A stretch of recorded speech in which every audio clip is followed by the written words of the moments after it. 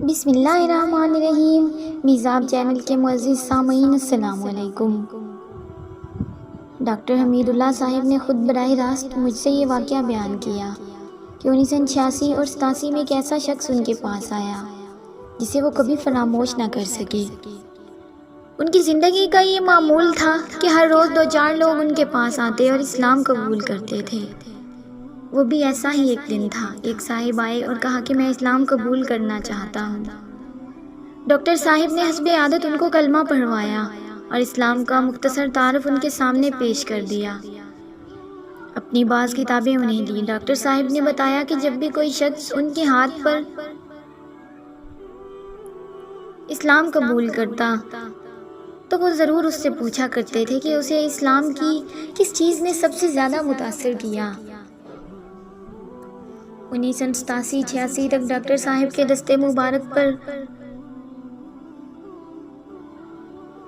1997 doctor صاحب کے دستے مبارک پر اوسطاً 2 افراد روزانہ اسلام قبول کرتے اور اسلام کے بارے میں اپنے جو تاثرات بیان کرتے وہ ملتے جلتے ہوتے تھے۔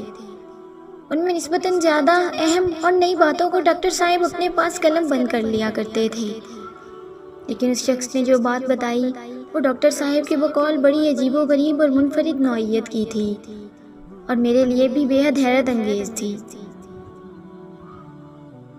اس نے جو کچھ کہا اس کے بارے میں ڈاکٹر صاحب کا ارشاد تھا کہ میں اسے بالکل نہیں سمجھا اور میں اس کے بارے میں کوئی فنی رائے نہیں دے سکتا۔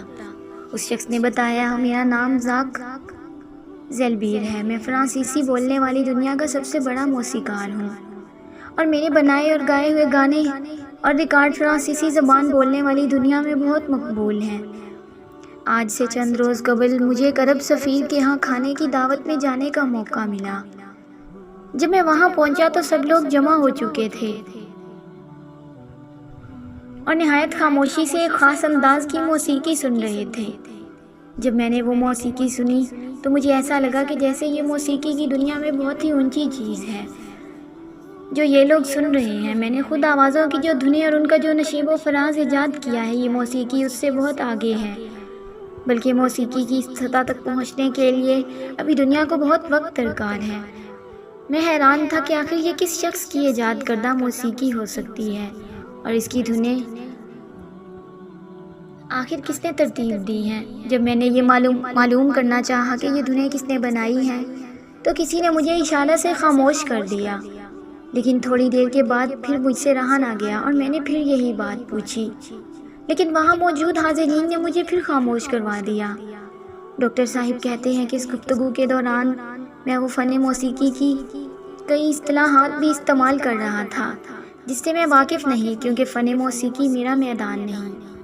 قصہ مختصر، جب وہ موسیقی ختم ہو گئی اور وہ آواز آنا بند ہو گئی تو پھر اس نے لوگوں سے پوچھا کہ یہ سب کیا تھا۔ لوگوں نے بتایا کہ یہ موسیقی نہیں تھی بلکہ قرآن مجید کی تلاوت ہے اور فلاں قاری کی تلاوت ہے۔ موسیقار نے کہا، یقیناً یہ کسی قاری کی تلاوت ہوگی اور یہ قرآن ہوگا، مگر اس کی یہ موسیقی کس نے ترتیب دی ہے اور یہ دھنیں کس کی بنائی ہوئی ہیں؟ وہاں موجود مسلمان حاضرین نے بیک زبان وضاحت کی کہ نہ یہ دھنیں کسی کی بنائی ہوئی ہیں اور نہ ہی یہ قاری صاحب موسیقی کی ایجاد سے واقف ہیں۔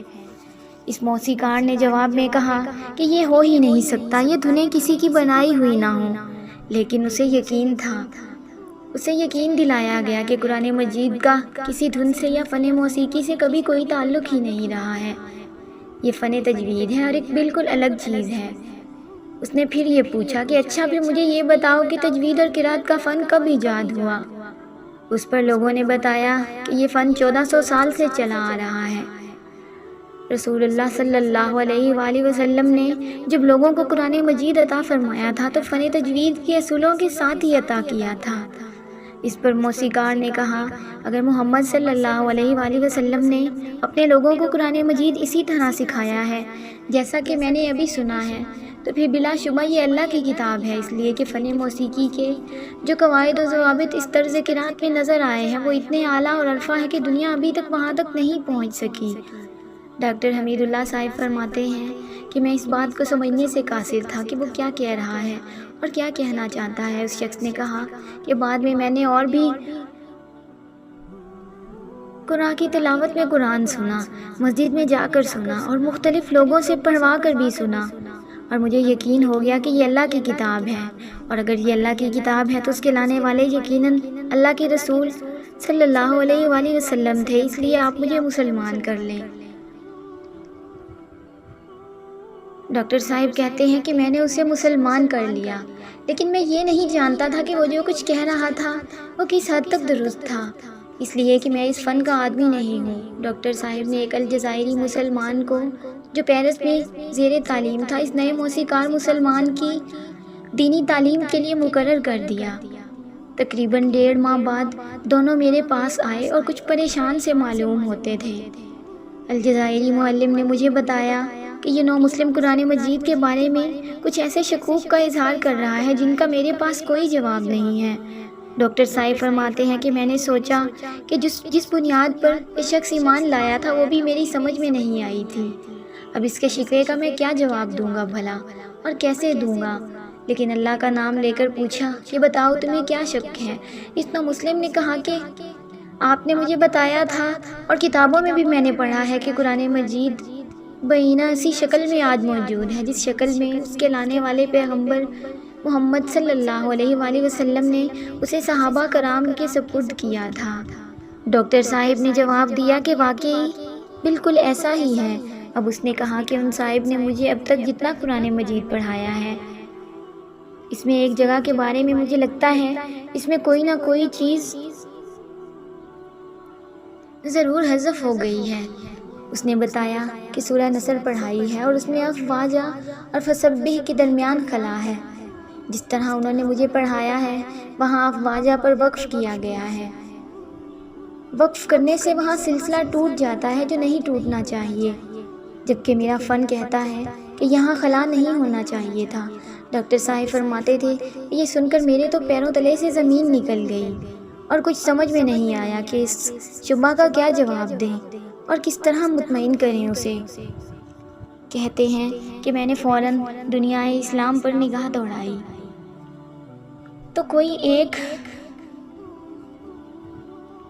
فرد ایسا نظر نہیں آیا جو فن موسیقی سے بھی واقفیت رکھتا ہو اور تجوید بھی جانتا ہو۔ ڈاکٹر صاحب کہتے ہیں کہ چند سیکنڈ کے شش و پنج کے بعد بالکل اچانک اور یکایک میرے ذہن میں ایک پرانی بات اللہ تعالیٰ نے ڈالی کہ میں اپنے بچپن میں جب مکتب میں قرآن مجید پڑھا کرتا تھا تو میرے معلم نے مجھے بتایا کہ افواجن پر وقف نہیں کرنا چاہیے بلکہ افواجہ کو بعد کے لفظ سے ملا کر پڑھا جائے۔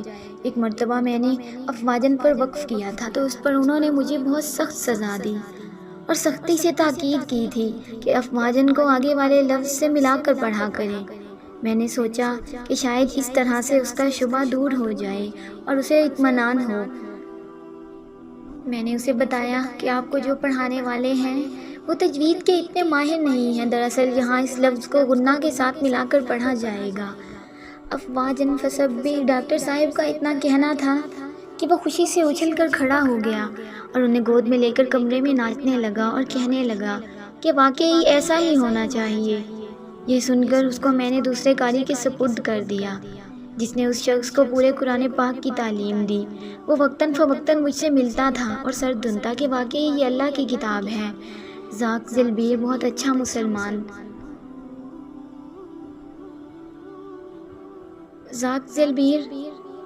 مسلمان ثابت ہوا اور ایک کامیاب زندگی گزار کر 1970 کے لگ بھگ اس کا انتقال ہو گیا۔